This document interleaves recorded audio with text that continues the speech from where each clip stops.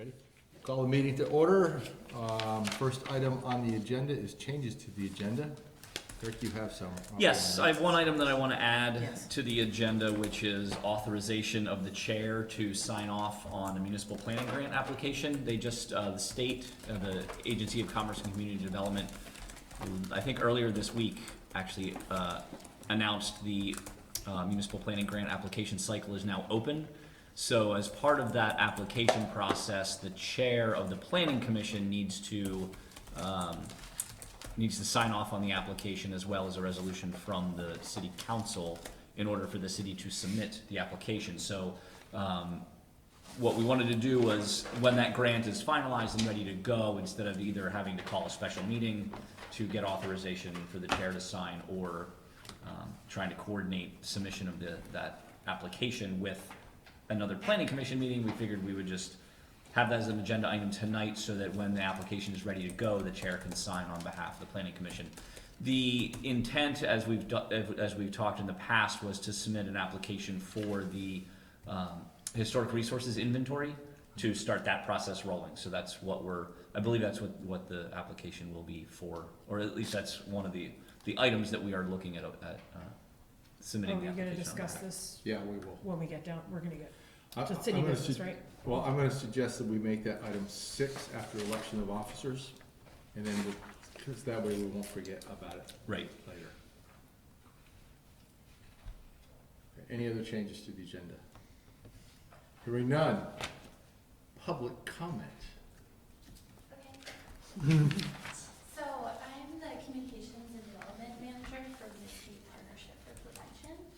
I don't know, I sent them to Eric ahead of time, Yep. but I Yep. also printed copies. Yep, I did include it with their agenda packet and forwarded it out to them as well, so they should all have copies at their table and had it in advance of the meeting, the one pager and the multi-page document that you forwarded.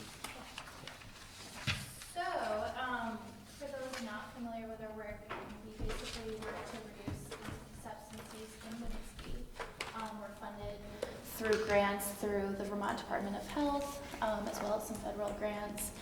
And one of our initiatives that we're trying to undergo is restricting outdoor advertising along areas where youth frequent, because there is research that shows that exposure to advertising can increase use, and also the perception of harm and the cultural norm of drinking and tobacco use.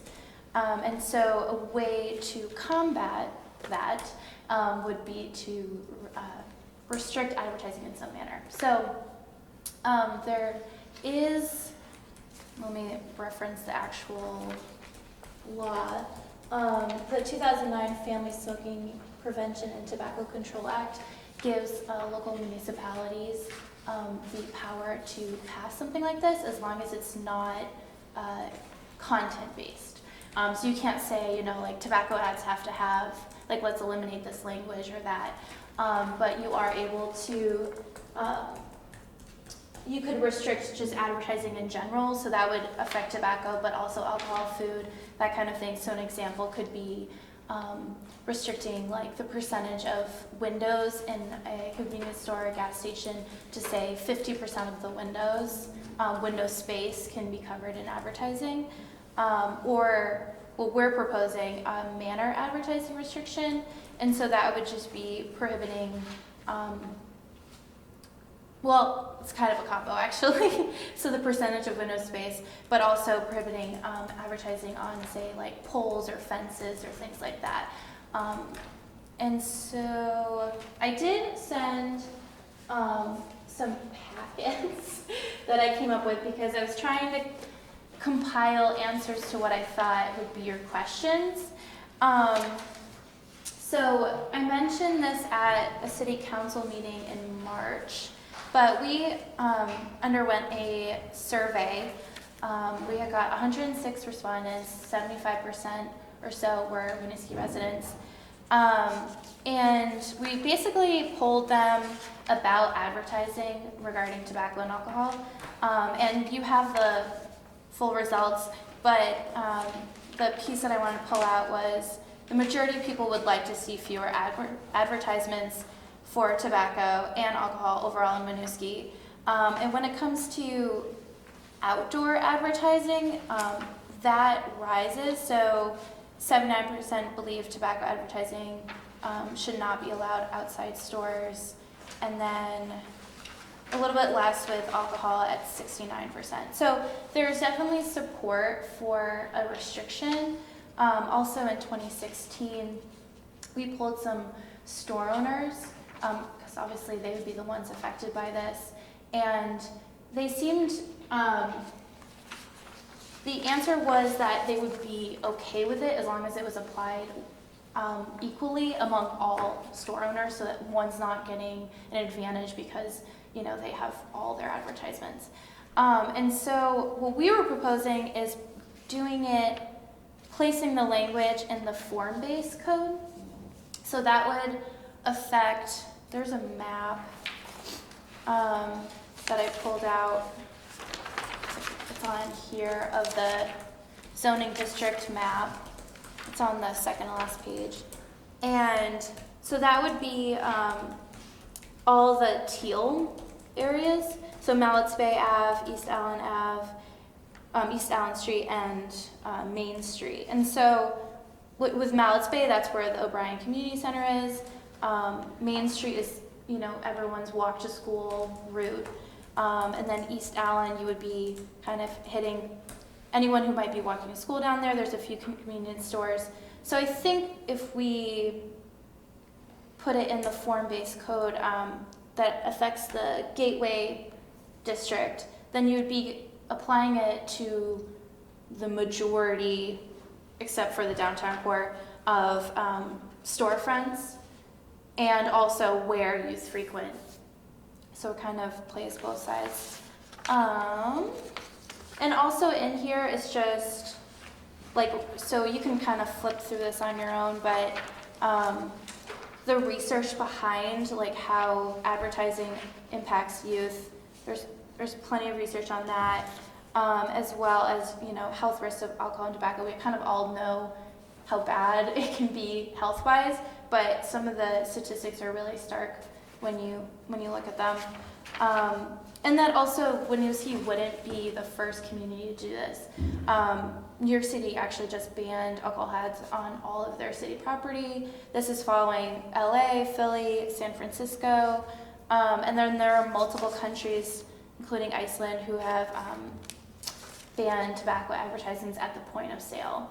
And then we can just think of the most popular example of the banning of tobacco ads on TV. That's a proven tobacco prevention strategy to prevent or reduce use. So, Is there any place in Vermont that has adopted this kind of? Yes, in Manchester and Williston, I still have to flip through to get the perfect language, but they have done window percentage restrictions. So I could get that for you if you would like. Yeah. Let me ask you a couple questions that I had when I went through this. So you talked about, in this stuff, you talked about outdoor advertising and point of sale advertising. Mm-hmm. I guess the question I have for you is, when you say advertising, are you saying as minimal as Budweiser or Camel cigarette? You know what I mean? I think of advertising TV ads when you go Joe Camel or the Marlboro Man, or the most interesting man in the world, pushing beer. Mm-hmm. Are you talking that, or are you talking about anything that references any kind of tobacco or alcohol? Yeah, I think a better way, I guess, to describe it would be signage. So that would include Budweiser, Juul, all of those things that they're ads, but they're really, it's just they're branding. They're really trying to get that in front of people. And when you say point of sale, you're talking about at the counter? Because I'm not sure what jurisdiction we have over inside advertising. Right. You know what I mean? Yeah, so I'm not, when you say point of sale, are you talking about the cash register, or are you talking about inside the? To me, point of sale encompasses when you're going to a store, right? Like the advertising you see on the outside, but then also on the inside, if you go to the counter, I think that's more common Yeah. definition of going to the cash register. What do you see? What's there in front of you? What we are proposing is that, you know, if you're entering the store, there's going to be advertising. It's going to be kind of more difficult to restrict that. But if kids are walking to school and they're seeing it, like that is something they're not choosing to enter that store. And so we're trying to prevent kids being exposed to messages that, from just like walking So around. you're focused on what you can see from the outside? Windows on the side of the building, on a, you know, like on the gas station sign that has the prices, and they might have an ad for whatever, beer or liquor or something. Right, whatever. right. I'm kind of thinking to your point, as far as uniformly enforcing something like this, because it sounds like very noble Yeah. that we would eliminate this from like roadways and so on, but then it sounds like effectively if you don't have any point of sale restrictions, it just pushes it inside. Yeah. And then if kids are still shopping in the store, they're seeing it in the store. But the real question is, do we have the legal authority to ban advertising inside the store? And I don't know if we do or not. That's a question. Before we do anything like this, we need to get an opinion of the city attorney. Also, as far as uniformly applying this about places that serve alcohol too, like how does that apply to them? Well, kids wouldn't be in there anyway. No, they But wouldn't, in the but past, necessarily right, places on right. Main Street that are visible. Right. And Right. So I'd be curious to know just how other places are actually doing this, the places that have passed it, particularly in Vermont, Mm-hmm. like exactly what language they used and how restrictive is it? And in the big cities that we mentioned, you know, what does it look like there? Mm-hmm. I also think if you're gonna try to do it uniformly, the form-based code doesn't hit all the commercial locations, like there's Chicks Market that might have something out there. So I feel like you'd have, I mean, maybe it could be part of the form-based code, but I think it would have to be across the whole. Right. Chicks probably is the only outlier, I would imagine, because it's, Sammy, oh no, Sammy's is. yeah, because that's the only like grandfathered in, Well, and the ones downtown too.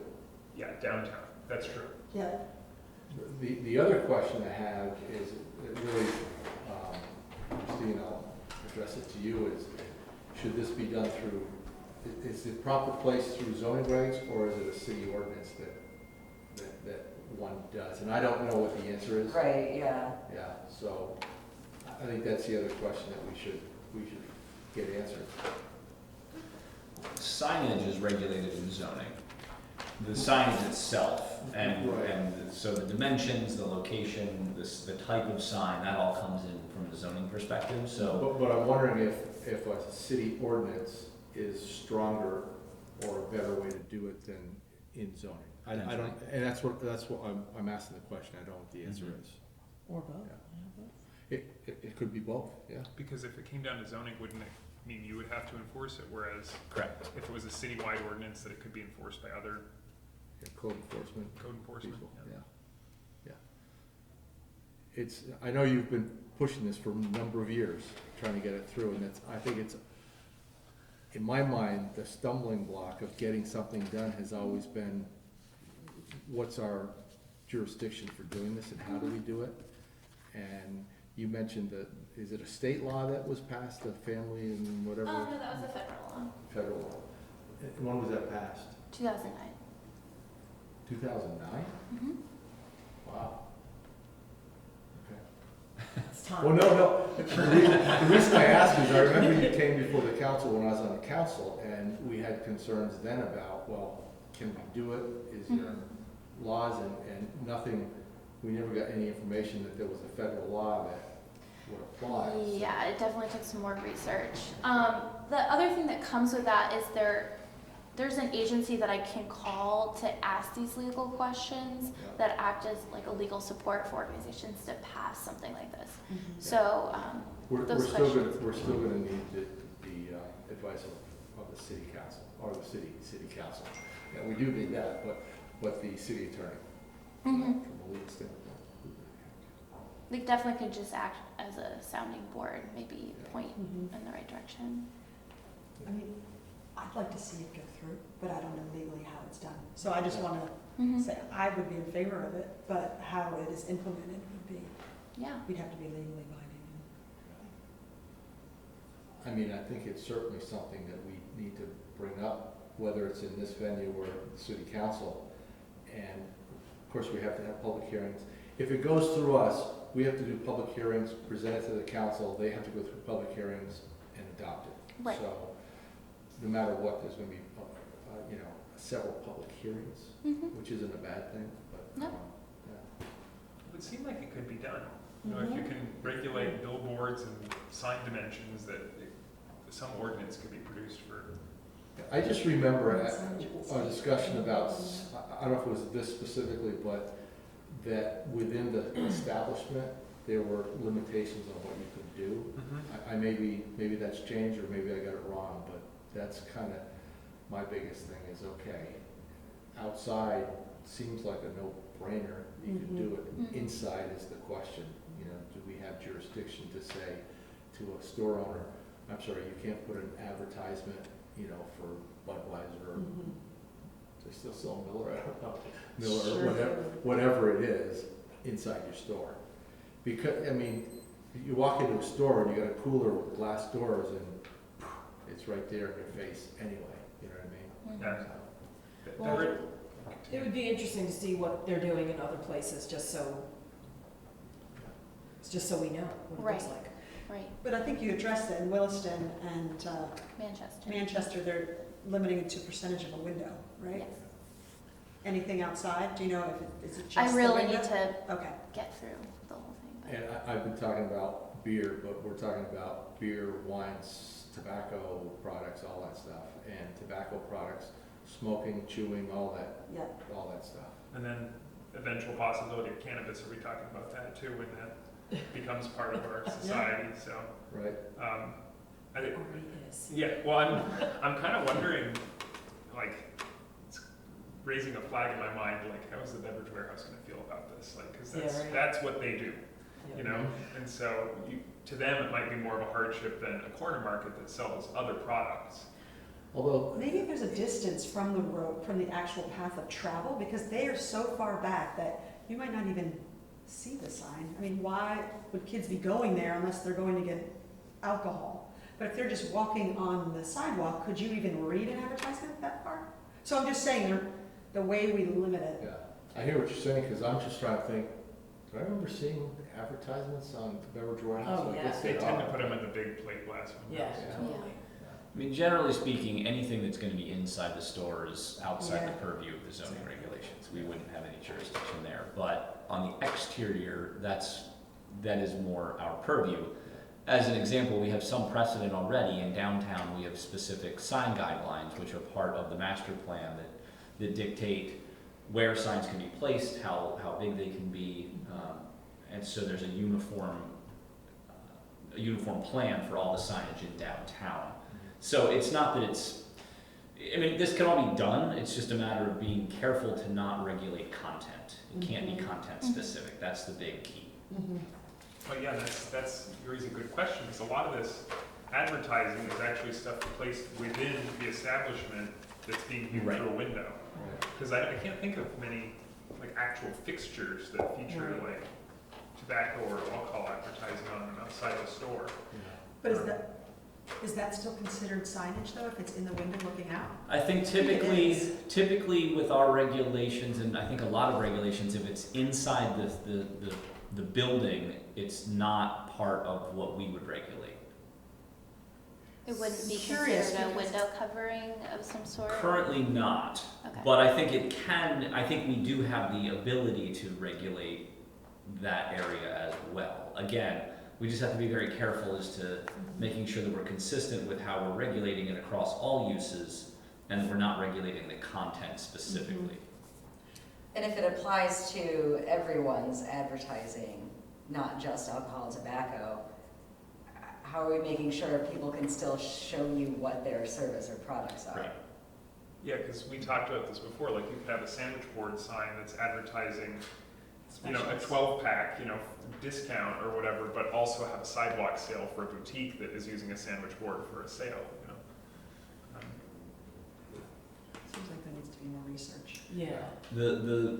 The guidance that we've been using in the land use world is that if you have to read the sign to determine if it's consistent with your regulations, then your regulations are not legal. So that would be content-based regulation in essence. So you can regulate the size, you can regulate the location, you can regulate other aspects like that, but if you need to read the sign to determine if it meets your regulations, then your regulations are not consistent with federal law.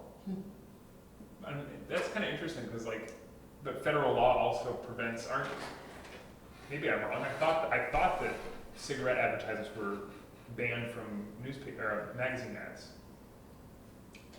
No, they're still in magazines. They're still in magazine ads? Yeah. They're not on TV anymore, I think. Not on TV, or are they in newspapers? Yeah, I've seen them in the 70s. They Oh, always. that's right, Yeah. American Spirits is in Yeah. 7 days, okay. So, yeah, we need to find out what they're doing in other places Mhm. and how they're doing it, because then obviously that would be, if they're doing it in other parts of Vermont, Sure. then we can adopt something similar, I would think. We can look into it. I was just gonna mention quickly in that, working on a project at UVM, they were trying to put something inside the window, a large sign, and Burlington had, they were opposing it, so you might just wanna. Yeah, and some municipalities do limit that as well. It just depends on, that's an area where it's often, if it's behind the glass, it's oftentimes is not included in the regulations because it's then inside the store. So that is a way that some establishments use to put more advertising up than may be allowed by the sign regulations. So it's just, it really depends on what the specifics are. It's not just signs out, it's neon too. A lot of places, like RV and VFW, use neon signs in their windows rather than actual placards or things affixed to the building. Okay. I definitely have some notes, so I can look into all this and pass it along and That'd be great. pass it along to the commission. We can keep the conversation going. I definitely know, I was a journalist before and have been to a lot of planning commission meetings and things in July. So I definitely know it's going to be a long process, but I'm really excited about hearing your responses and your attitude about it. So Right. Well, thanks for coming in. thank you. Okay. So, no more public comment, I guess. We move on to approval of previous meeting minutes. The July 25th meeting minutes are included in your packet for consideration.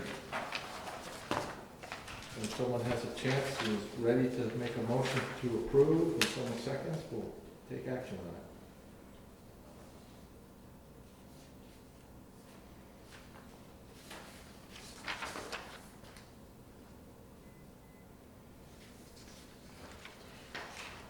I had a question, Yeah. comment.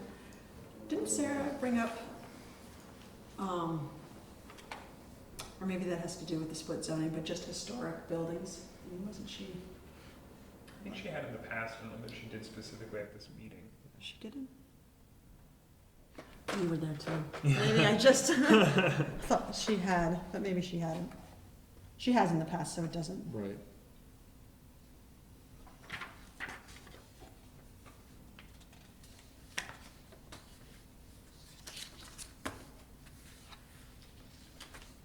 Yeah, I don't remember anything other than the things that mentioned here. Okay. I'm merging all, any of the meetings together.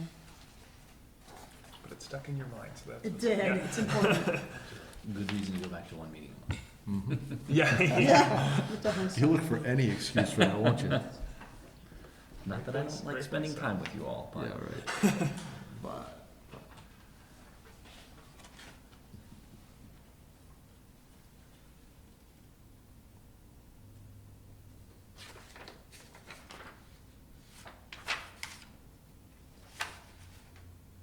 I guess I moved to approve the minutes. okay. Who wants a second? Joe or Terry? Joel, second? Any further discussion? Hearing none, all in favor, please say aye. Aye. Opposed? Abstentions? Motion carries. Election of officers, we've been waiting for months to do this. Let me just ask this. Do any of you have any interest in being chair? Not stepping up, okay? Anyone have any interest in taking the vacant vice chair position? And just as a Are you saying reminder, Abby does? just as a reminder, Joe as an alternate, technically, He still, can't. he can't be an So when are we officer. gonna make Joe, Yeah. what, That'll be a function of the planning of the City city council. council. Can they do that next Oh. meeting? The Yeah. mayor's right there, so. Is that August 19th? Yeah. I might be there. Oh, so- you should, you might be there anyway, yeah. Yeah. just an aside from all this, like, we're getting more members, right? That's the plan, yes. So they're gonna be approved at the next city council meeting, or? No, not yet. Do we have any buyers? Not yet, we haven't, I'll cover that under, city Okay. affairs. Okay. All right, well, this is important to this conversation. Absolutely. But even, so any new members that would come on would be coming on as alternates. So they Oh, would, okay, so Joe would move the into- intent is to move Joe up to a full member, okay, as I'll call it, and then any new members would come on as alternates. okay, and there's 5 of us as regular members? Five and Five there's regular alternates? members, 2 alternates. is what we 5 have, regular yep. members, who's that Um, and? Abby and us. It's It just will be. us, That's there's it. only 2, 3, 4 4. of us. There's Right. only So 4. Palace was the other Right, okay. member. And how long is the position, For which? any of these positions? The- Officers, a year. A year? There, It yeah, should we, be. we elect annually. And Just usually, do it, Amy. I know, I don't really wanna do it, but I will do it. Peer pressure. so the, Do you wanna be Vice- vice and I can do that, or I can do vice? or vice versa. I'll give you So a it's just choice. between us, Joe's not part of this conversation. Well, no, Abby is, but she's not here, Either. but we can just elect I her. mean, you guys could have done this to me last time, and I'm grateful you didn't, so I can do it to her. Well, we can reach out to her and I ask don't if she's know. interested. I can stay on at this, I can Okay. be vice. The vice chair position, all you're doing is if I don't show up, you run the You Right. better meeting. show meeting. up. No, I know, it might be easier than this, maybe. He does have a pretty good record, Whichever. so. Yeah. I was just giving you a choice because you have been here the longest. I can stay on doing this, it's fine.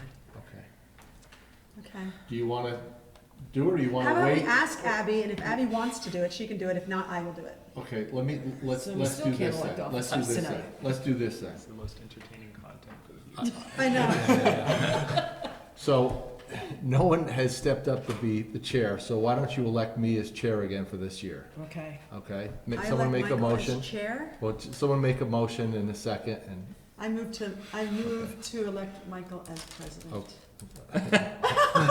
As chair, as chair of Sovereign the leader, planning planning commission. and Joe seconds. All in favor? Aye. Opposed? Okay. Now, will someone make a motion to appoint or elect Terry as the secretary? Is it secretary slash treasurer or just secretary? Just secretary. Secretary. I will move to appoint Terry as secretary. Okay, I second that. okay. All in favor? Aye. Okay. So those two are done, and the next meeting, we'll talk about the vice chair position. Okay? And if I don't show up, that means Terry has to run the meeting. No, that does not, didn't you just elect me as, you just elected? Yeah, me? yeah, Yeah, but but it no goes one's down on to the him. position. There's no No vice vice chair. Oh. I will be here. Are you people in the audience, in the television audience getting all this? Come join the fun. Okay. Seriously. So that's done. Now let's move on to review updated work plan. No, this is where we added the item. Oh, that's right. Wait, Let's who go to the seconded the added last item. Who seconded that motion, you? Or I Mike? did. Take your pick. Joe and Mish.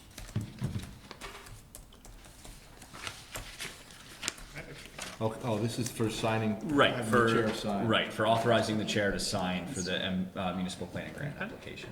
And Oh, I think what are we going for? What's the? Right now, the plan is to prepare an application to get funding to do the historic resources survey that we've been talking about as part of the update to our regulations related to historic preservation. Do we have any idea the dollar amount we're thinking? $5,000, $10,000? So I $100,000? believe the maximum amount that a municipality can get is, I think it's around 20,000 with a certain percentage match. I want to say it's a 20% match. Okay. So it would end up total project cost being around $26,000, something like that. Sorry, Okay. can you repeat what you guys just said, 'cause I was still on the last And I asked about the dollar amount, and he said the maximum he thinks is 20,000 for this grant. municipal grant. Yes, Okay. with a 20% match. But we don't know how much we're gonna go after. It's, I would guess we'd probably go after the full amount, whatever's available. Yeah. How did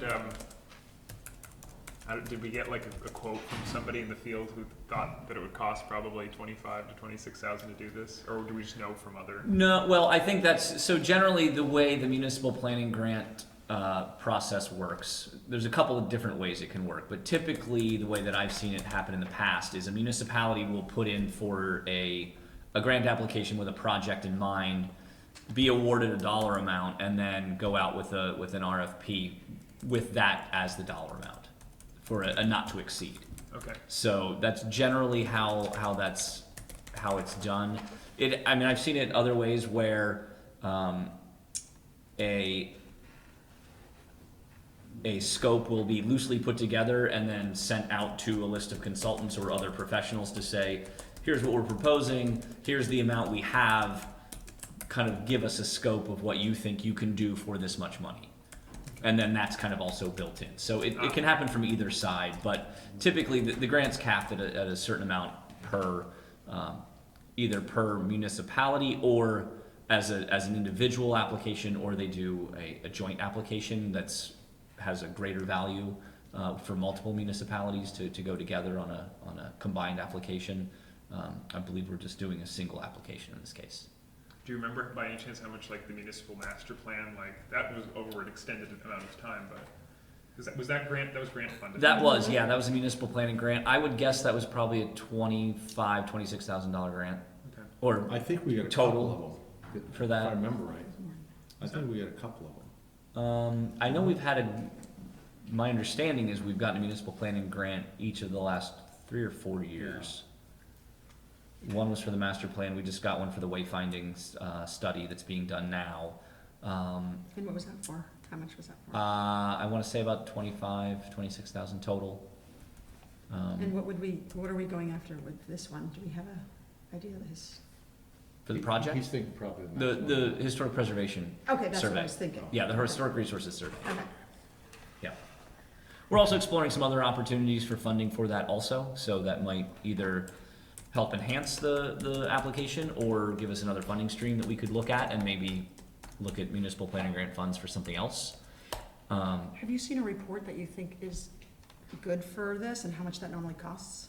I mean, I haven't. So, and I really don't know what preservation consultants charge. I would think for that price we'd get something really nice out of it. That's what I was If we thinking. could get a municipal planning grant or municipal master plan for around that cost, then I mean, there's a Yeah. lot that goes into an inventory like that, but I wouldn't think it's of the same level of Right.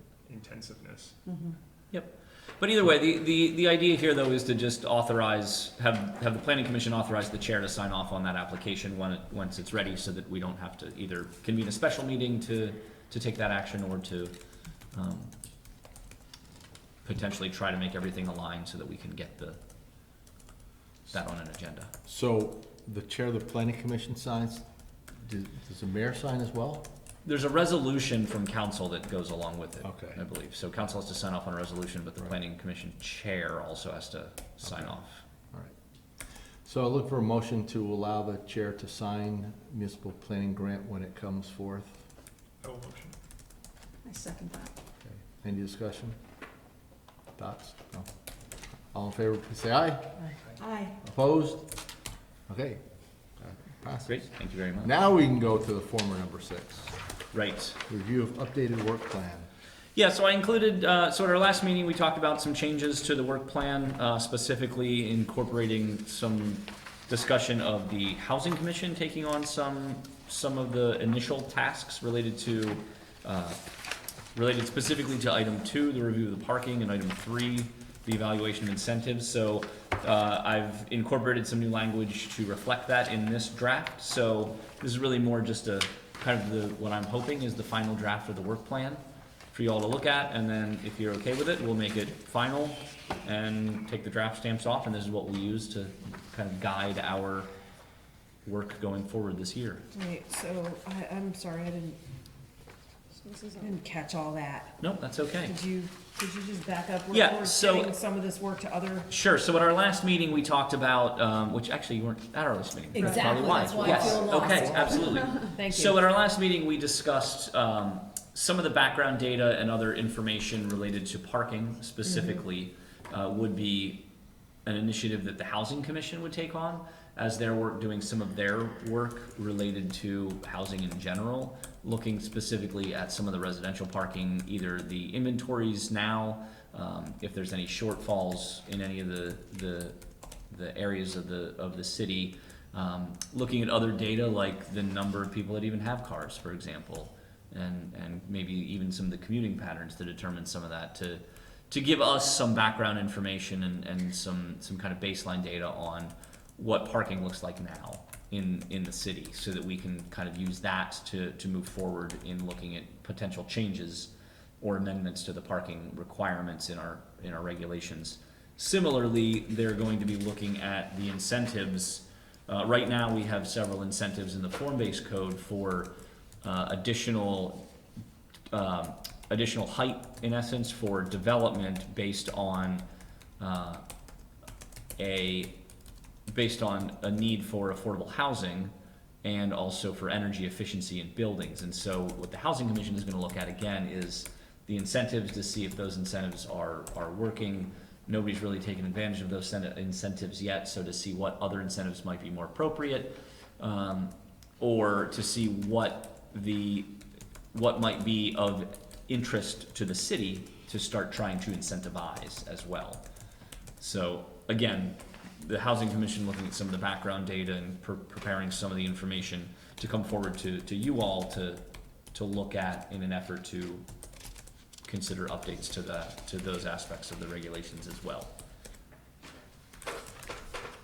Other questions? Thoughts? Comments?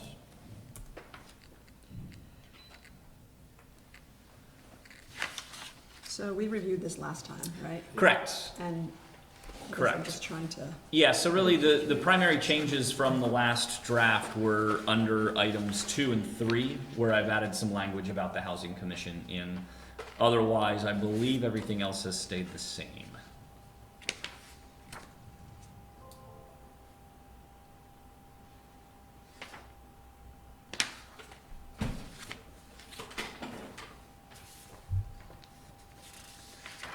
Anything else? are we looking to make a motion right now or something? I don't even I know. don't think we need a motion, Okay, just good. if it looks all right to people, then. Looks good to you? Yeah. Okay. Joe, you good with it? Amy, Terry? This is something Looks that. good, but I think I wanna read it Yeah, me too. more. Me too. Sure, No, absolutely. So I wasn't I here for think the it's last something, discussion. this is just kind of a template. If Right, it we can can, evolve yeah, a little it'll bit. evolve as we get into it, but. Yeah, I mean, it's a fairly high-level overview of kind of the broader picture of what we're gonna be looking at as a planning commission this next year Yep. to kind of help guide us as we go forward, and then also give us a way to, I mean, ultimately, the work that we are doing, primarily, the planning commission is in charge of implementation of the master plan. So that in this case, well, in all cases, will involve other commissions of the city working as well with the commission realignment. That's going to help kind of focus the different vision areas that were outlined in the master plan to those different commissions. So ultimately, the planning commission, though, is in charge of implementing the master plan. So this is a way for us to kind of pick out the land use components of the master plan to start looking at how we're going to be implementing those pieces now, and then also incorporate the other commissions' work going forward too, to look at how we're all implementing the master plan. Right. Okay, Yeah, no, I think these are good. all right. Good. Good job, Eric, thank you. Thank you. Next, we have review of form-based code, citing, building form, and architectural standards. Yes, so included in your agenda were 2 documents. They look very similar. One has more pages than the other, however. So at our last meeting, we started to talk about kind of the siting standards and the architectural specifics of buildings that are coming up in the form-based code, and whether or not we're getting the type of development that was outlined in the vision that was presented initially as the code was being developed. We reviewed the charrette document that was produced from those, the charrette document that was produced from the public meetings that happened back as the process was going forward, to look at some of what the vision was outlined in that document and kind of what was presented. So what I have before you tonight are two documents. They're both, like I said, they both look the same. The biggest difference you'll see in the highlighted yellow, the one document, the smaller of the two, deals more with the citing components of the form-based code, and under 402 on the first page, you'll see G citing is the first item listed. So it's the one that looks like this with the little box. The other document is more of kind of the building form and architectural components that are outlined in the form-based code. And those, I tried to highlight the areas that are relevant to each of those pieces, the citing and then the architecture and building form, so that you can quickly get through them if you need to, and to identify what those components are. But I wanted to point out a few areas specifically, because some of the things we talked about last time were, and I have to look at my notes here, kind of that step back off the building line, the required building line, whether or not the first floor should have some sort of different architectural characteristic to it, the materials in general, just the breaks in the facade and things of that nature. So like I said, I tried to highlight the areas specific in each of these sections to those components. So what I thought we would do first is look at the citing document to see, just to orient you to what's in the document now, so that we kind of all have a baseline of what we're starting from to determine what changes, if anything, should be proposed going forward. And then I've also got some slides, the same slides I presented last time of the actual buildings and some of the designs, but also some questions to consider as we look at this and the specific code sections that the questions relate to. So for example, there's this 24-inch offset that's identified, and it's under 402 G3. Before you go there, can I ask just a kind of a Please. overriding question? Because when I read through this, I'm going, it's confusing. Yeah. It's complicated. Sure is. So I'm wondering, Simplify. well, no, I'm wondering if developers have an issue with it. I mean, I'm reading through it, and I went through the whole thing, and we passed it, and I'm still going, Jesus. Yeah, and so that's a really good question, and it's it's a little difficult to just look at these two pieces kind of in their own documents and not seeing them in context of the larger code. I would say in general, no. The developers understand the regulations. Yeah. I would say generally they will have some questions about, what does it mean by this, or, can you explain this a little bit better, or I have this situation, will this be something that fits within the code going forward? But generally speaking, I think the development community and the design professionals that we have that work in the city they're pretty comfortable with the code. Okay. They are pretty comfortable. One of the other parts of it is once we have some of the initial conversations with a potential applicant and talk about how what they're proposing fits in with the regulations or not, once we get to a point where they're ready to make a formal submission, we present them with a series of checklists that they have to go through and identify how they're meeting the different parts of the code specifically. So I've developed some checklists that we'll walk through and talk about things like, your building being on the required building line, or if it's not, how far off the building line is it? So they will answer those questions specifically so that we can go through and make sure they've met all the components. And that's also a good way for them to go back through to kind of look at what's required and make sure that they're meeting the requirements also. Yeah, I guess when you read it, if you understand build to line, the different terms, neighborhood manners, for the parking that's very helpful. Because Yes. I think it is relatively simple, it's Mhm. just the language is kind of, it's odd.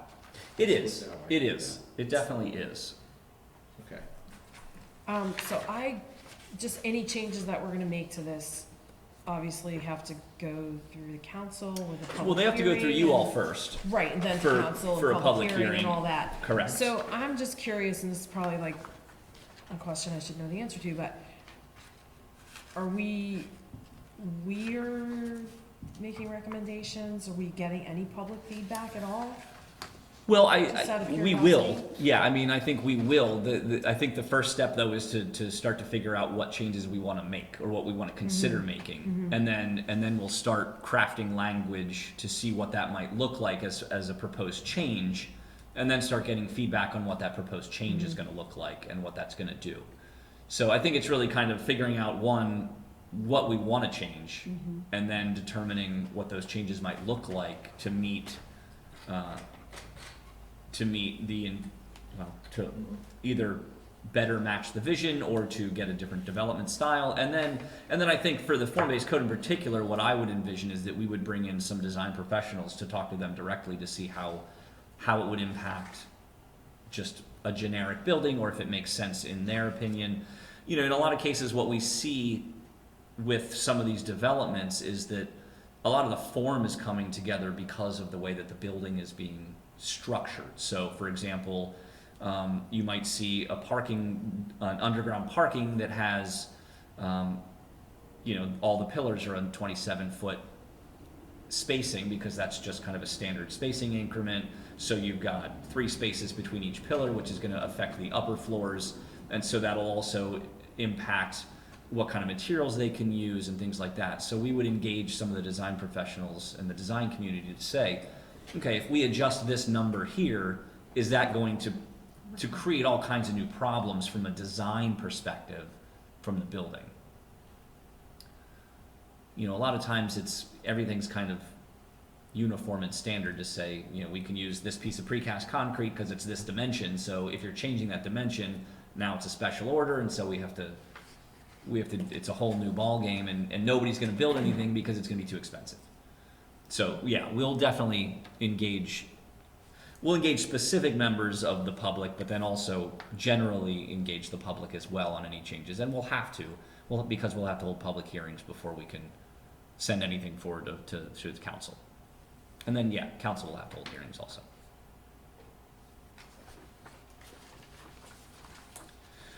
So I have a few questions that I kind of was contemplating as I was looking through this information, and again, based off of some of the conversations we had at the last meeting, to see as kind of a way to get the conversation rolling. And those questions are up on the screen here. So the first one we had talked about is this offset from the required building line. There was discussion about whether or not there's enough space between the sidewalk and the building, or if we should maybe consider moving it back a little bit so there's a little more space there. We do have this offset provision already, that buildings can be 24 inches behind that line, the required building line, and still be considered to have met that standard. So It's like narrow within the table. is that a good enough Enough. distance? Should we be looking at a greater distance, a smaller distance? Do we not have enough information yet?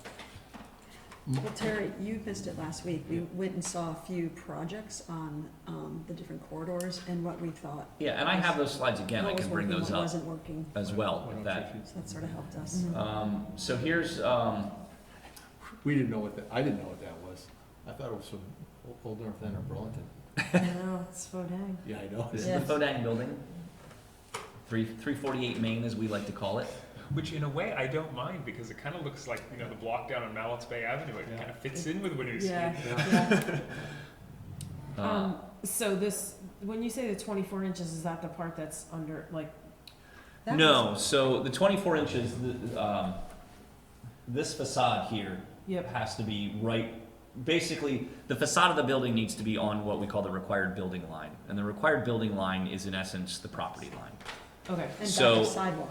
What's that? Sorry? Back of sidewalk. In too, essence, the right? back of the sidewalk, yeah, right And now. the sidewalk is supposed to be 5 feet now in these new places, or? So the sidewalk isn't changing because that's in the public realm. That's not Okay. on the property side, so, But the Main Street revitalization may change that. correct. Right, okay, but that's not- what I was, Not part right. of this. Right, so the Okay. property owners aren't going to be necessarily incorporating that new sidewalk width because that's in the public space. Right, But they are still required to build basically to that line. So okay. what this provision allows for is if they want to have any step backs or any undulation in the architecture or the facade, they can step it back basically up to 2 feet and still be considered to be meeting Got it. that standard So of this has being. nothing to do with the covered area where they have seating? Correct.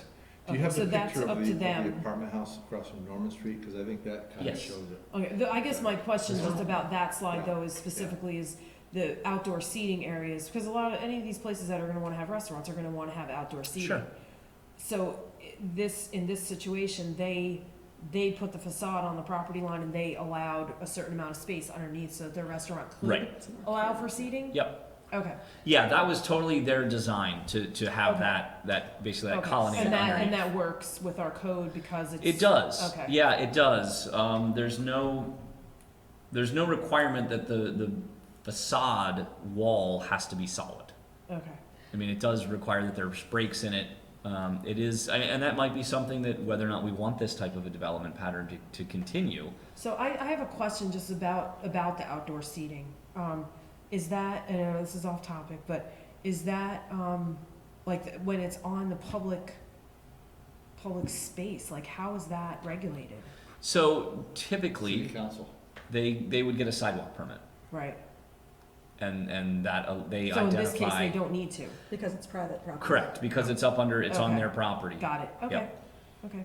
So going back to your initial question. Yep. Personally, I'd like to see that 24 inches widened to maybe 5 feet to allow the option for people to set something back. And to be clear, what is written now is that parts of it can be 24 inches Is back, there a not the whole percentage? building.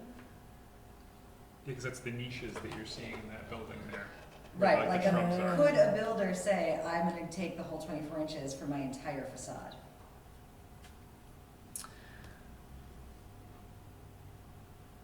Good question. That is a good question. That's a good question. I think there is the potential that the whole building could be set back 2 feet. the 2 feet. So that brings up a good point. Yeah. Should there be like the door stoop or whatever you call it? You know what I mean? Comes out to the line and then back. I I mean, I don't. think 2 feet is, Minimal. it's not very much. It's Yeah, narrower in than this the case, top when of they're this planting table. those trees don't have a Yeah. chance. That's why I'm thinking, I think you have to 5 allow feet. enough space for vegetation to grow. Yeah. Like Yeah. a 3-foot shrub would be, Well, and I think that's, that goes back to the question of is that jog to allow for, and I might change my answer to you, Mayor, about whether or not the whole thing can be set back.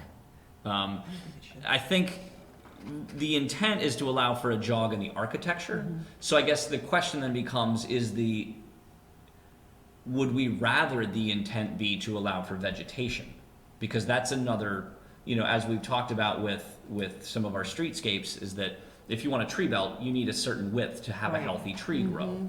So this step back isn't intended for a landscaping feature, but if that's what we want to see there, then we're looking at a requirement to add in new landscaping language, but also we would need to make that step back greater to accommodate that landscaping. well, to me, it could be landscaping, it could be outdoor seating. It could be a patio for, a restaurant. could. I think both. I think we're looking to accomplish both objectives, is to be able to foster a little bit more variety in the architecture, as well as maybe a little bit better vegetation facing the road. Right. but I do think there should be a certain percentage that needs to come to that street. Agreed. come to the. Yes, I would agree. And what that percentage is I'm not sure. Yeah, and that's Do you what know I what I was mean? just gonna. 1%? Why do you think that? Just kidding. Because I Just out think of it curiosity. creates if you, 'cause a lot of times to have a lot of the buildings that come to the same line, it creates uniformity within the Mhm. street.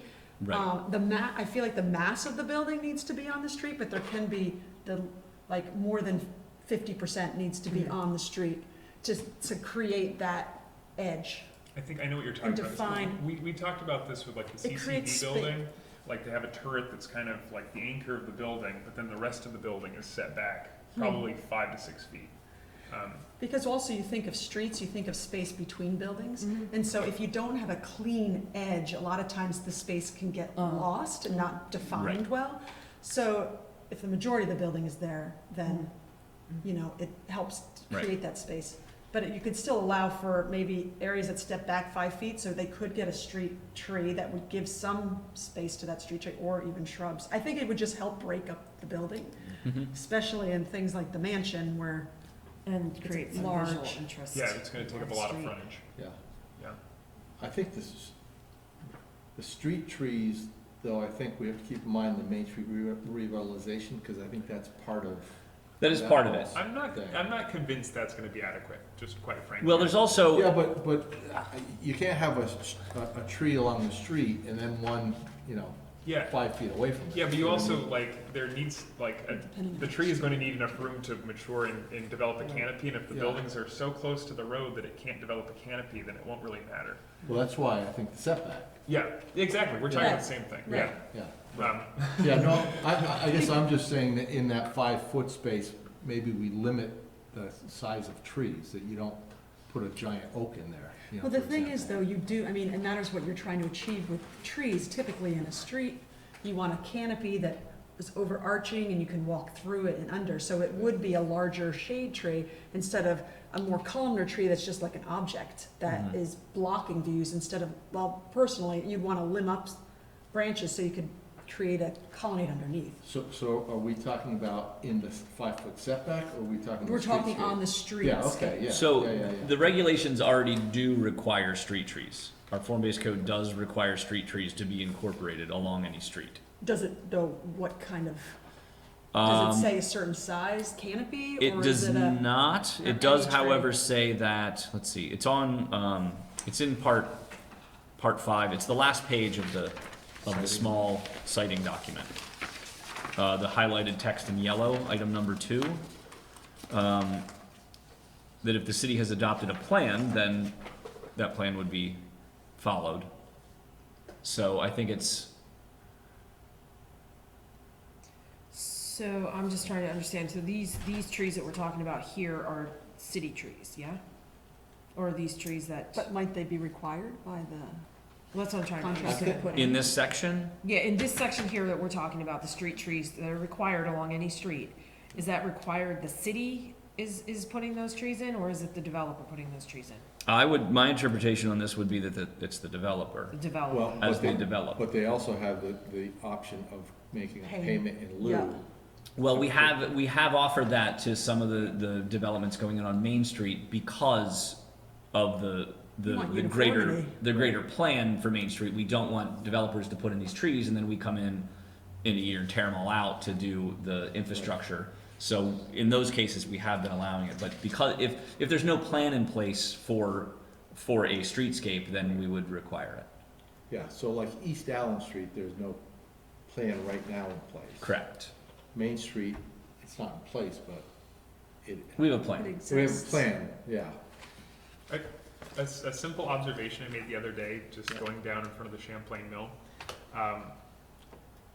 I have a next door neighbor who worked for many years at Gardner Supply, and she was talking about how a lot of those cage trees have a very short lifespan because they really don't have enough of like a root base, and like the concrete around it actually kills the roots. And if you look at a lot of the line of trees in front of the Champlain Mill, a lot of them are dead already or dying.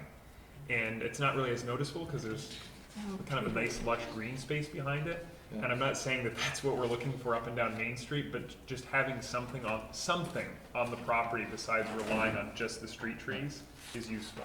Well, I can tell you the tree in front of my building, it's the second tree that's been planted there. They probably don't, I mean, one, nowadays, they're looking into street trees, you need to have, structural soil or silvicels is typically Mhm. the way they're moving. They're very expensive means, Yep. because what happens is you have this tree that's living in a box, Mhm. and it doesn't allow for the roots to spread out. So I think moving forward, if we, I am sure we can get street trees to grow if they're located correctly and we use the correct technology to make them grow. They're And we- expensive.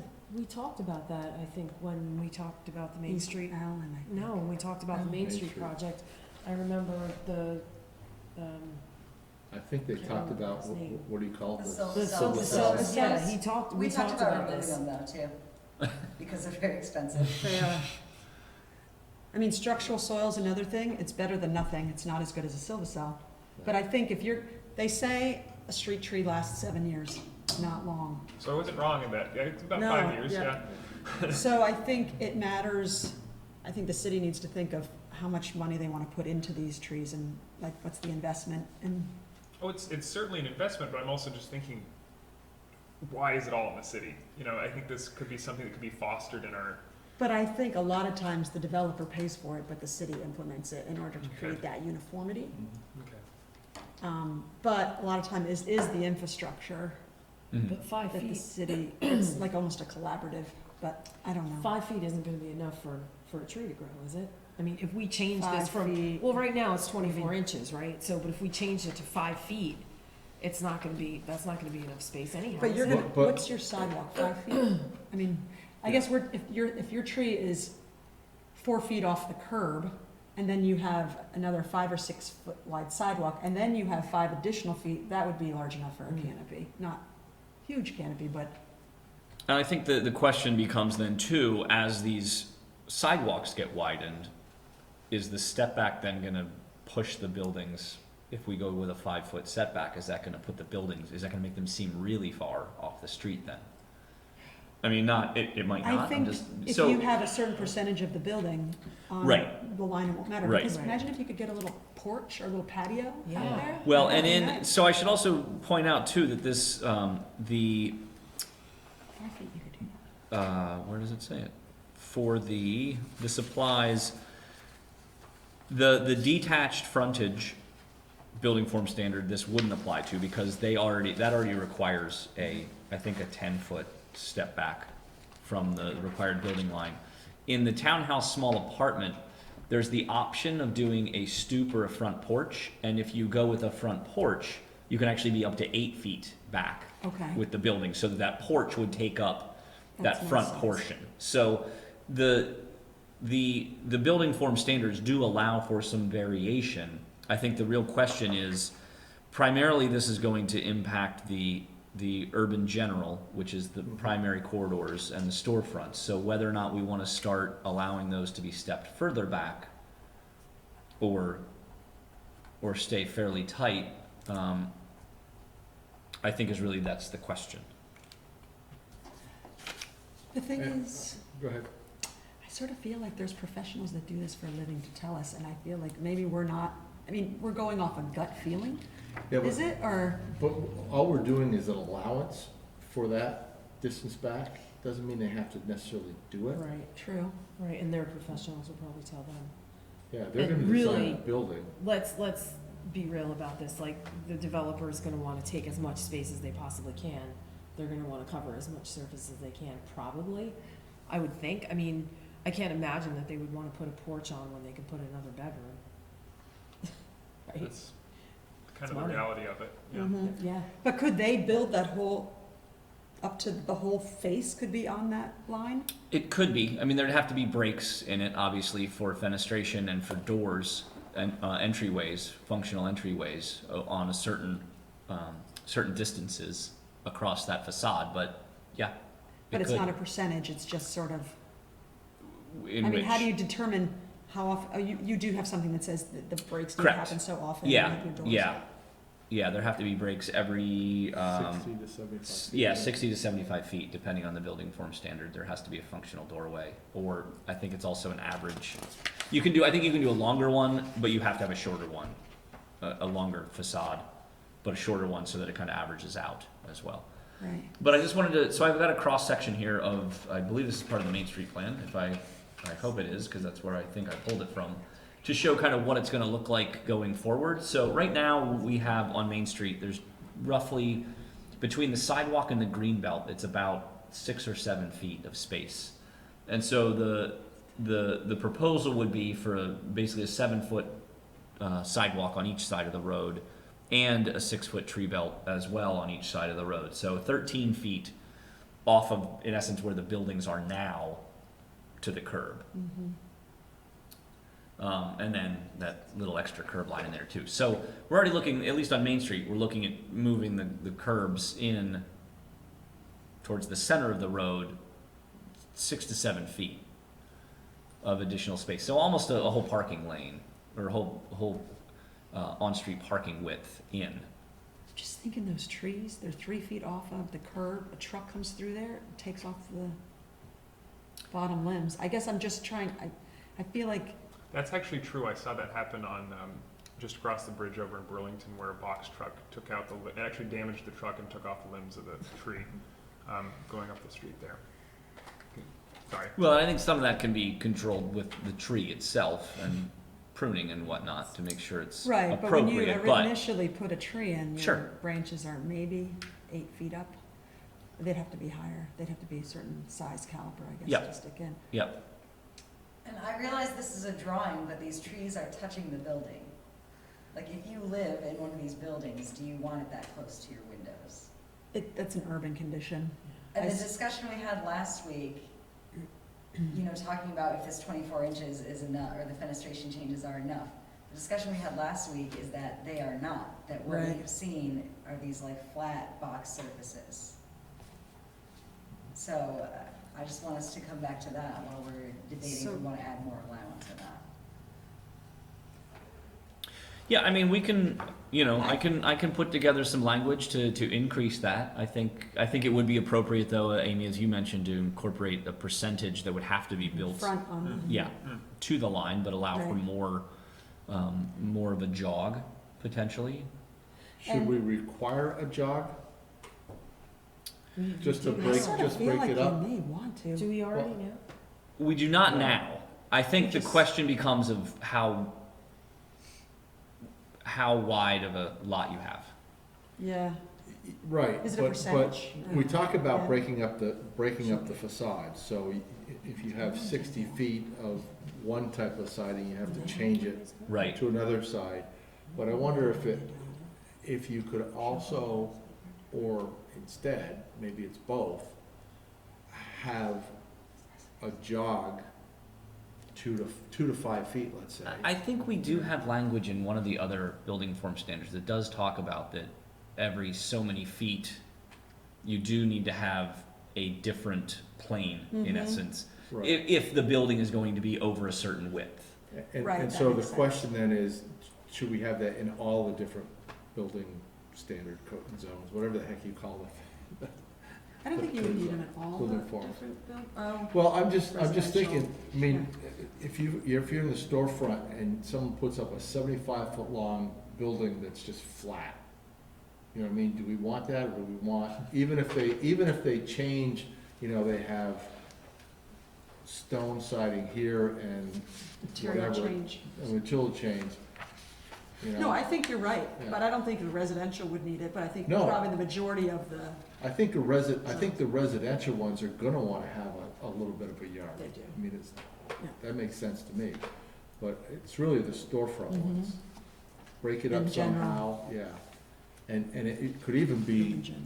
like Fodane's and Junior's building is, that you have the overhanging, you know, first floor that's recessed back, but then you have a bit that's out, you know what I Mhm. mean?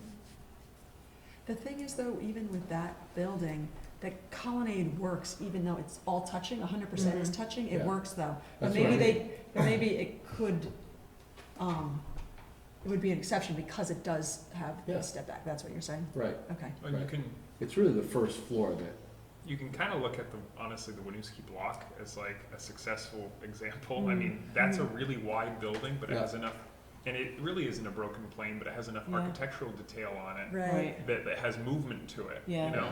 And Well, how- see, I Yeah. consider it a broken plane because the doorways are They're recessed. in, Yeah, which exactly. breaks it up. Exactly. Yeah, And how wide is that walk, would you say? At least 10 feet? in front of In the front of the- Winooski block. And it has like steps that Well, go it down? steps down. I'm not even sure I can guess. Yeah. It'd be interesting to look at that section, because you have your tree, you have your, I'd like to know the depth of that. Yeah. But it's also, and this is a different circumstance too, is the Winooski block also overlooks a very large open space. Right. It doesn't have another building just like it facing it, which is kind of, Yeah.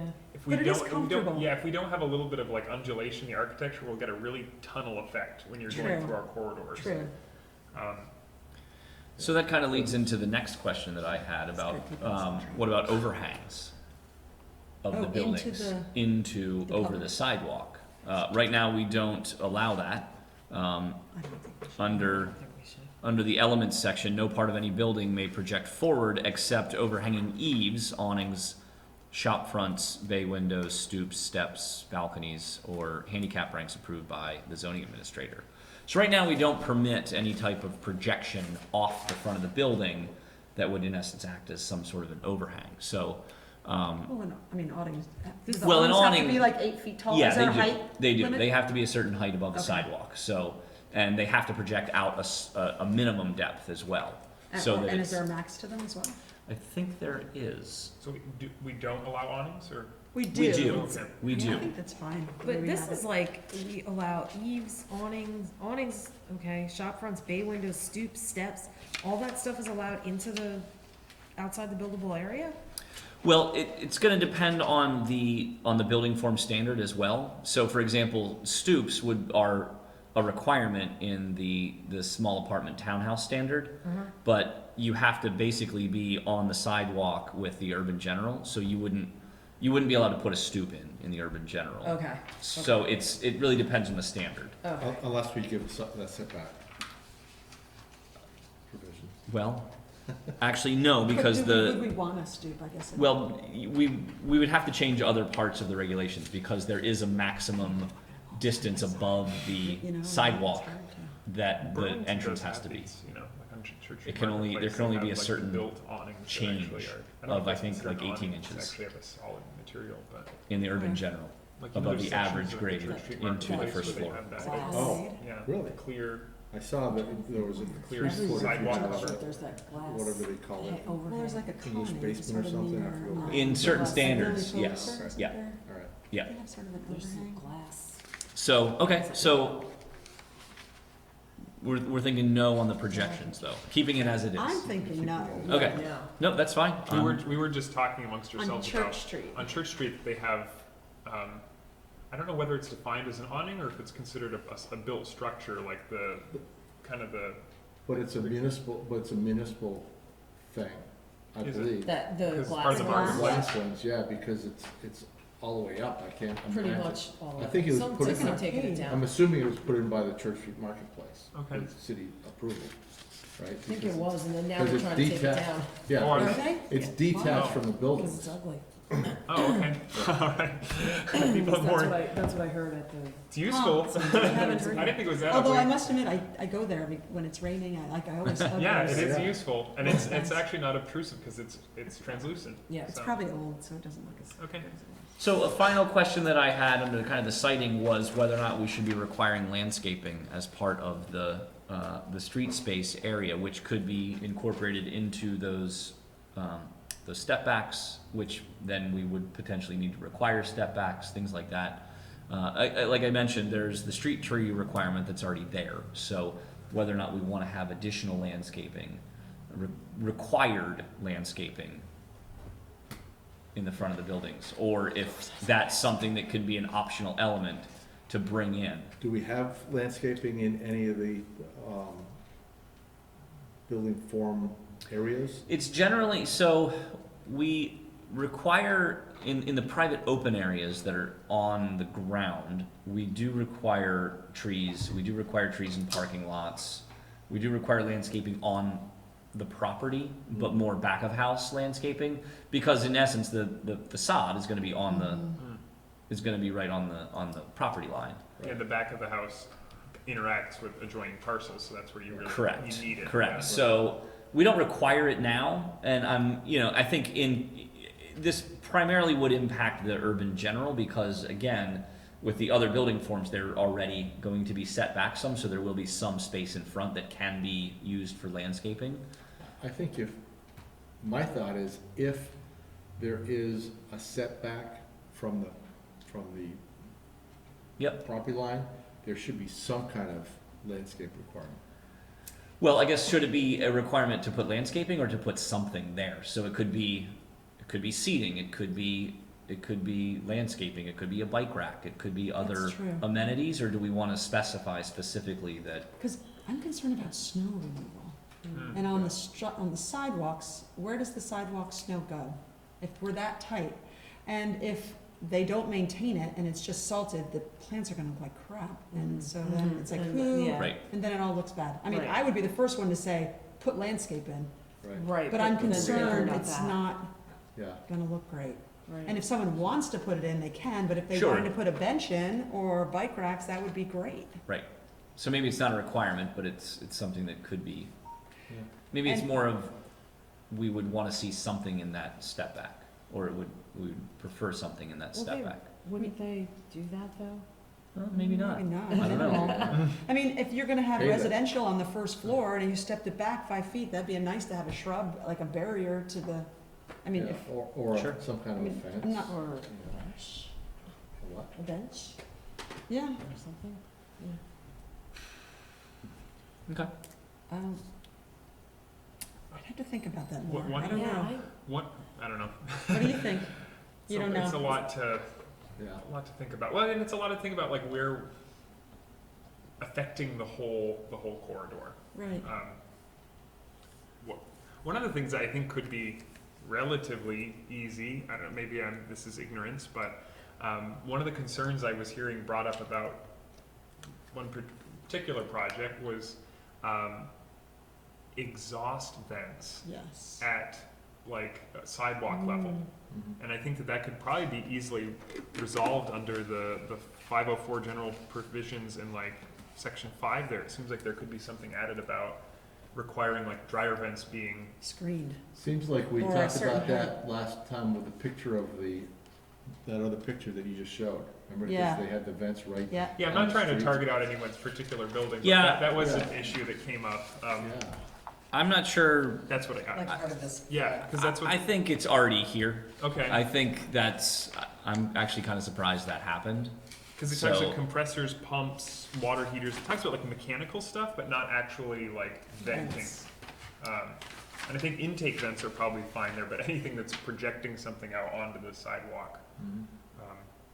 It just Yeah. seemed like that there could be something very easily added in there that would resolve that. Yeah, and there is another section in the regulations that does talk specifically about mechanical equipment and where it can be located and how it has to be treated. So Okay, so I think you're- between the two sections, I'm fairly comfortable that the language is already there to okay, so you think prevent it's that. there, it's just that Identified. happened in that instance. Yeah, Okay. it may have just been that was, it wasn't really contemplated that the venting for the Mhm. dryers would come, or whatever those are for, would come straight out onto the sidewalk right there. If they They- did, But They might actually, are we certain that they're dryer vents and not maybe furnace vents? Because I don't like, think it matters. if it's that kind of, if people are noticing it when they're walking by, it seems like it might be more than a dryer what if we vent. just paint it a certain color and it would go away? maybe, But that might be it. But I'm wondering if you did it the 5-foot setback, you could put those in there, but they'd have to be screened and you'd have enough room to screen them. Well, if you wanted to. I don't think it was like an aesthetic thing. I think it was more that people were talking about like, it was more of a Can we- safety issue. yeah. Wait, where was I think it should be both. Because it's so That's not close. what Main Bring Street. that picture. I think it should be Yeah. both though. Right there. This- All those vents that stick out of that building. Oh, yeah. It's like back of house items on your main street. Right. Mm, It looks like the back of a building. yeah. But the problem is it's so narrow that I don't, yeah, Is this building up already? yeah. It is. And those shrubs aren't looking great already in this, Exactly. but to what Amy was saying. Yeah, it's not deep enough, and it looks like that probably is the 24 inches. But I'm wondering, do we need to specify a certain size plant goes in, or is it, if we did have a landscape? I would plan, you prefer know that what I we mean? didn't, just because I think that that's more. one of the advantages I see to the form-based code is that it's not prescriptive right now. I mean, it's prescriptive for some things, but it does allow the flexibility for a lot of other things. Mhm. And I think keeping that balance of prescriptive versus voluntary is really important to allow enough flexibility for the developer to identify how they're going to meet the code. Right. And I think it would be, I would hope that any design professional that's proposing landscaping is going to choose something that's appropriate for the space. Right. I think it's true. You need to give room for creativity. Right. Look at all the Exactly. shrubs there. Well, I'm just, Well, just what Joe just said, they don't Yeah. look very good. And somebody probably I think picked they're just something put in that fit small. somebody picked something that fit in 2 feet of space. Yeah. That's exact, because that's probably, I Yeah. can't think of anything else that would fit. And think about what goes by there, not just salt from the sidewalk, but people walking their dogs. Dogs, and, yeah. You know, Mhm. dogs aren't indiscreet about where they, Well, there was an article though in 7 Days recently about, what are they, arbor vitae? Is that what those little, Arborvitae? arbor vitae, yeah. About how the salt affects those, and they planted a lot of them along Route 7, close Yes. to the road, and Yeah, they all got dead. burnt. Yep. Yeah. In the form-based code, is there anything about responding to intersections, like the corner building responding? So It's sort of a pet peeve of mine. yes, I would say yes, that a corner lots, the building needs to be basically on both corners, or needs to be on both street fronts. But, They can have a chamfered corner as well and be set back in to kind of have address the it be, corner? to address the corner specifically. I feel like that is more appropriate, to have it address the corner, because I feel like most places, there's a corner, you're going down and you're looking at the intersection, you're looking right at the corner of the building, and I don't think that's appropriate. And Well- it seems bad for visibility as well, for drivers. And it just doesn't address the intersection as, I mean, it's interesting, because as I was reading through this today, if I remember right. Just it- today? Yeah, just You didn't today. take it on vacation? No, I didn't read it on the Okay. plane. But there was a point in here about, I think, corner lots, and doors can be no closer than 30 feet from the corner of the building. Maybe I read that wrong, and I'm thinking, you almost It want it on the makes- corner. yeah, like CCV is, the Mm. entrance is on the corner. I think that looks good. So, Well, I think at major It's- nodes, it should be. yeah, Like even where Mallett's Bay, dies into, what is the police station street? you mean this one right here? You Right mean here. West Allen Street? West right Allen. here? I West don't Allen. know. And that new apartments, and how you're looking straight down Mallett's Bay, and you're looking right at the corner of the building. It doesn't relate to anything. It doesn't address that larger intersection, Yeah. and I feel like it's just not attractive. Yeah, It's not good architecture in responding to the street. And Well- creating spaces that are inviting as street space yeah. With for that, public. with that said though, you're talking about the Redstone building that's behind where the Peking Duck House was. Yes, Is that what you're describing? It took me a little while to get used to that though, but and people were complaining about the building to me, but as I've seen it over time, I actually think in some ways it is successful because there's enough movement to the roof line to it that it's not so imposing in the neighborhood. It kind of, even though it's surrounded by historic buildings, it kind of fits. I don't mind the building, I just think it should have responded to the corner. Yeah. At that intersection, Mm-hmm. it should have had like a chamfer I'm just that yeah, looked into the street. I'm bringing it up as we were kind of talking about how to encourage that a little bit more in the form-based code And that setback, language. how many feet is that setback? 3 to 5 feet? Because they have a hedgerow in there. I'm just wondering if that's sort of a, But they have They have stoops, stoops that come out. That's true. to so the it's street. not, That's it's true. not really. Yeah, and it's not form-based code either. no, it's not. But I'm just trying to think of areas that seem Yeah. to be working, that maybe, Yeah. Well, I never thought, you brought up the Winooski block, and it's a big, long building. Sort of an But- exception, yeah. No, I know, but I mean, it's a big, there beautiful. are situations where a big, long building will work, Mm. but you have to have, I think you pointed out, you have to have some Yeah. interesting Architectural characteristics. interest, yeah. Yeah, and At least on the first floor. Articulation. Yeah, and personally, I like that solid brick across the upper floors a lot better than I liked Keen's Crossing, you look at the back of that, and you've got red and yellow and blue and green and, anyway, whatever. Just saying. Hey, everybody's Well, always that's entitled to their different. opinion. That's kind of how they're creating movement to the building without, because they don't have the nice materials like the brick, they're using Or the the color to, articulation. and that's what's happening with this building. Yeah. And it is modestly successful.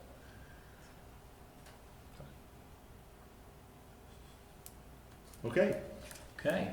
it's 5 minutes of 8, so I Yep. just wanna, I was thinking we would not dive into the next Right. section right now I agree. and hold that until the next meeting. And that'll also give me some time to look at, well, to go through the comments that you've all just made and try to put together some language that might address these comments and concerns, and then also have some time to consult with some other folks to see if that works, or if there's any issues with creating some of these additional Okay. elements and components, and then, yeah, we can Yeah. look at the August, yeah. architectural components Second Tuesday. at the next meeting. Okay, Great, thank you all very much. Thank you, Eric. Thank you, Eric. so we'll move to Oh, department, sorry, actually, one more thing before I already moved on. we move on from that. One of the items that I'm doing along with the specific updates in the regulations is a full reformatting of the document to match all the branding and the other, the updated marketing and branding.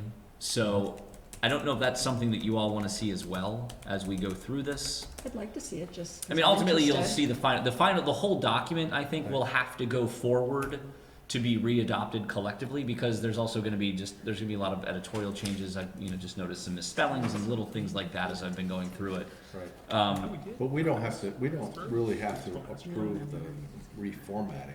Well, that's what I wanted to bring up, is Right. that I'm doing all that, and, I mean, I think ultimately what you will send forward will be the specific changes Right. and the reformatted document. Yeah. But I don't know if you need to go through the whole thing to be like, yeah, this color's, I mean, I wasn't don't- gonna bring it all forward to discuss the reformatting as well, I guess is my point. I Unless you My- want to. I think we've got enough without having to deal with that. I think it'd be nice if we saw it and. Yep, like, where- absolutely. Where you're making the changes, just highlight them some, you know what I mean? or- Yep. or Yep, track the absolutely. Changes, whatever, but otherwise, Yes. Well, you're already seeing some of it here. This is the updated, at least the updated text okay. font style that we're using, so. And I should say, with the reformatting, some of the images I'm moving around into different locations and kind of adjusting those a bit as well. It's more specific to the form-based code, but they're all still there, they're just in slightly different locations. But anyway, I just wanted to let you know that that's all happening as well with these more specific changes. Okay. Sweet. Department and city updates. So just a couple things to update you on. First, I wanted to mention that I sent around some zoning amendments from the city of Burlington that they are proposing. So if you have any comments on any of that, it's primarily district boundaries that they're updating. They're mostly related to the downtown area, so not really anything that's gonna affect our borders with Burlington. But if you have any comments, you can send them to me and I'll forward them along to the city. Would that affect at all our split zoning area? I mean, would we make us think about our, I don't think so. okay. It seemed like it was mostly, like patches of things that should have been already included in a district, that they were kind of doing a whole batch of including them in a new zoning district. I think that's, Yeah, getting them in that form-based 5, whatever the heck they Right. call it. over Yeah. yeah. there. yeah. Downtown center, I think it is. The other item I wanted to mention is that I believe Monday, we're gonna be sending out, the city will be sending out the call for the open positions on both the planning commission and the development review board. We wanted to purposely keep it separate from the realignment of the other commissions, because those are kind of new entities. And we wanted to give people the opportunity to see those commissions in kind of first. Because the planning commission and the DRB aren't changing at all. We have to have a planning, well, we don't have to, but the city does have a planning commission and a development review board, which have specific regulatory and quasi-judicial functions in the city, where the other commissions are they're not only advisory, but they're focusing on the strategic visions, but ultimately it's gonna be up to the planning commission to make recommendations on how any regulatory changes are made to council. So so anyway, that's a long way of saying, we're gonna be sending out the call for membership to the planning commission and the DRB, probably on Monday, I think is when that's gonna go out. So, Good. and that's the only item I had, or items that I had. Christine? I Anything? know we haven't had a meeting in so long.